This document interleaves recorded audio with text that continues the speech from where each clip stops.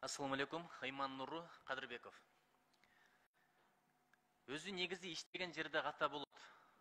Ката кылган айып эмес дейт, бирок бир катаны эки жолу кайталаган айып деп атат. Мен неге муну айтып атам? Анткени эсептөө палатасынын мен мурдагы отчетторунда карап чыктым. Жылдан жылга мыйзам бузуу көп болуп атыптыр.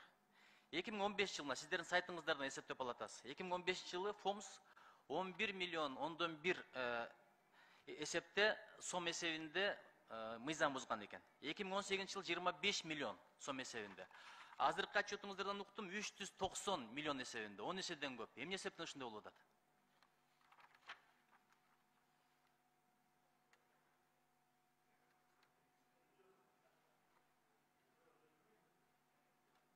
Жооп бересиздерби, ким жооп берет? Жок, муну ФОМС жооп берет го дейм, саламат сактоо министрлиги. Бул жак эсептеп койду. Нуржигит Кадырбеков, сиздики абдан туура. Азыр биз реформа кылып 22-23 жылга ушундай каталыкты кетирбейли деп атабыз. Эмне үчүн дегенде бизге чейин мындай болгон экен. Биз андан ары каталыктарды кетирбей, бияка отчетко келгенде 0-0 кылалы деген аракетти кылабыз. Азыр сиздер отчетту бекиткени келдиңиздер да, ушундай мыйзам бузууну көрүп туруп кантип бекитебиз, мен ошону түшүнбөй атам. Урматтуу Нуржигит Кадырбекович, мен мындай бир маселени айтып коеюн. Бул жерде да Равшан Азатович жана реанимобилдер боюнча айтып кетти. Анан бирок андай көйгөйлөр өтө көп. Мына мисалы азыр бизде жана ФРГнын долбоору боюнча мисалы бир канча ооруканаларыбыз токтоп калган да, бүтпөй. 93-97% уже готовность. Бизге абдан керектүү мына материнская детская смертность деп атабыз, перинатальный борборлор.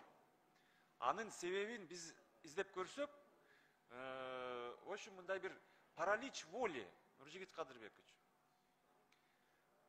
Дайым эле эсептөөчү палатанын албетте сөзү туура болот, бирок кээ бир учурларда биздин мыйзамдарыбыз же токтомдорубуз эски стандарт менен болуп калганда. Мисалы, азыркы жаңы ооруканаларыбыз билесиз, бир канча жыл мисалы кыргыз-түрк ооруканабызды ача албай ковид учурунда ачтык да. Дап даяр оорукананы биз элибизге кызматка бере алган жокпуз. Эмнеге? Анткени ушундай эле бир кандай бир жөн болбогон эле жерлерден чыр. Анан өткөн бийликтин бир сиз экөөбүз абдан аларды сынга алып жүргөн бир маселеси бар эле, чечим кабыл албай жоопкерчиликтен качышчу. Анан бир эле туура эмес бир жер болуп калса эле, ошого кол койбой, анан ошондон улам көптөгөн маселелер тилекке каршы биздин мойнубузга түштү. Биз аларды чечип атабыз. Жоопкерчилигин алып, кол коюп берип атабыз. Анткени азыркы негизги биздин максатыбыз элге ошол иштеп берсе. Анан мисаллап эски мыйзамдар боюнча айтып көрсөм, СНИП, вот строительные нормативы. Алардын бардыгы тетигил 1960 жылдардан бери калып калган, 80 жылдардан бери это тоже все морально устаревшие. Анан келет экен, например, нормага бул жооп бербейт, заманбап, например, 21-чи кылымдагы эмелердин анан формалдуу түрдө ошол мыйзамдардын, токтомдордун, морально устаревший токтомдордун негизинде формально правы счетная палата, формально надо возбуждать уголовные дела, но на самом деле, например, батыштын стандарты менен куруп берилип аткан, например, немецкий клиникаларга биз эми аларды хотим отпустить баягы өзүбүздүн стандартка да. Ошондуктан, урматтуу Нуржигит Кадырбекович, урматтуу депутаттар, азыркы өкмөт жаңы жана нормаларды биз киргизип атабыз. Анан кийин өзүңүздөр байкасаңыздар керек, мисалы азыркы күнгө чейин 5000 эски токтомду биз жокко чыгардык. Анан бир канча мыйзамдарды да биз силерге сунуштайбыз. Миңдеген эскиленип кеткен нормаларды биз кайра карап чыгышыбыз керек. Ошондуктан сиздерге да сураныч, буну сиз түшүнүү менен кабыл алып, жаңы курам, жаңыча иштеп, жаңы нормативный правовой документтердин базасын түзүп беришибиз керек. Анткени ошол эски нормаларга таянып, бизде эсептөөчү палаталар, башка текшерүүчү органдар мындай эскиче артка тарткандай болуп атабыз да бизде. Рахмат. Түшүнүктүү. Президентибиз келгенден бери оптимизация маселесин көтөрүп атат. Бирок ушул эле эсептөө палатасынын отчетун карап отурам. Сиздерде мына ФОМСта бекитилген штаттык бирдиктен 18 адам көбүрөөк иштептир да, дайындап алыпсыздар. Муну кандай түшүндүрөсүздөр?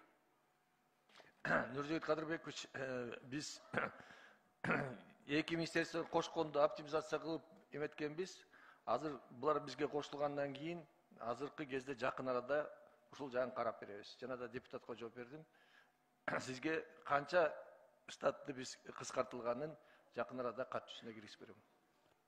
Керек болсо жогорку кеңеш кыскартты, сиздерди 18 адам акча иштеп атыптыр. Ошону гана айтып коеюн дедим. Бул жерде мен отчетуңуздардан көрүп атам, эсеп палатасынынчы.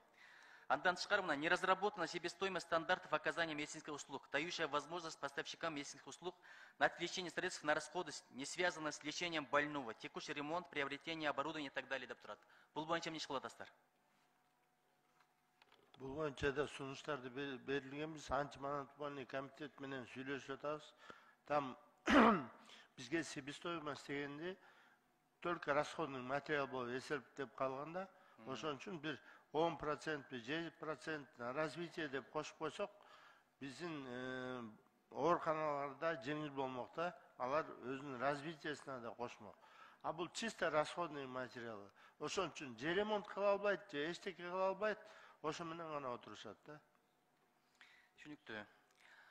Жанагы бар го, социалдык фонд 3%ды камсыздандыруу төлөмдөн кармабасын фомс үчүн деп 2018 жылы апрелде жогорку кеңеш токтом кабыл алды эле. Ушул аткарылып атабы? Нуржигит Кадырбекович, бул аткарылбай атат. Биз соцфонддон бир да тыйын фомс алган жок. Аткарылып атабы же аткарылбай атабы? Аткарылган жок. 3%дан кармабасын деп атып атат да. Ошо кармабай атабы же кармап атабы?